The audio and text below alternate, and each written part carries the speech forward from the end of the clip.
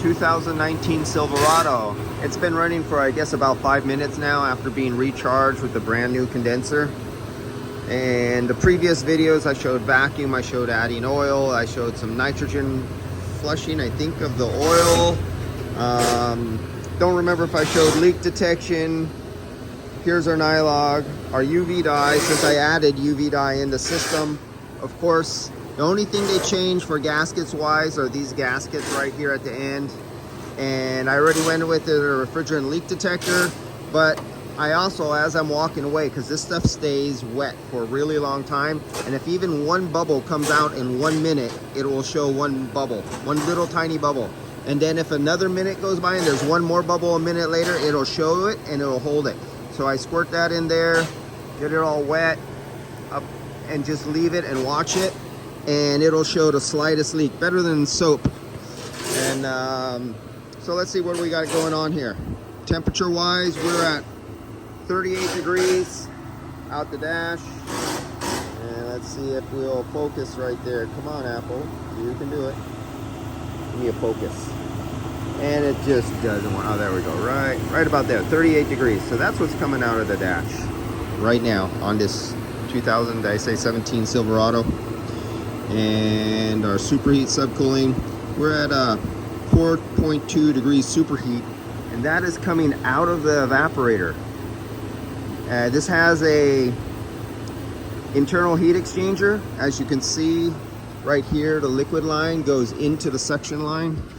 Let's see if I can show you. Right there, the liquid and the suction go in. Here's your internal heat exchanger. Here's your liquid line right there.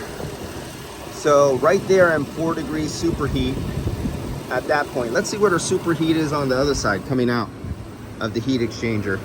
So here we got 3 degrees superheat. So let's grab that thing. I gotta take it off of here.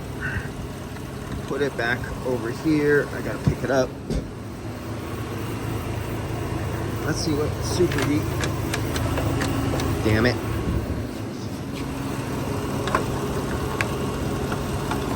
Let's get that over there. Now I'm gonna grab right here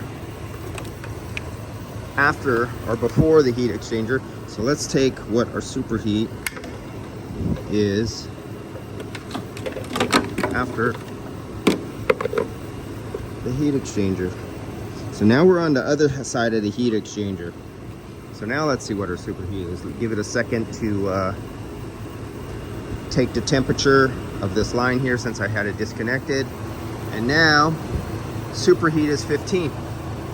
Remember, we're 3 degrees superheat on the other side, but because it's picking up the temperature of the warm refrigerant going through the heat exchanger, because this has an internal heat exchanger, instead of being the 3 degrees of superheat coming out of the evaporator, we're 15 degrees after the internal superheat. Superheat from the heat exchanger. Now let's look at the subcooling. Our subcooling is 11.9 degrees.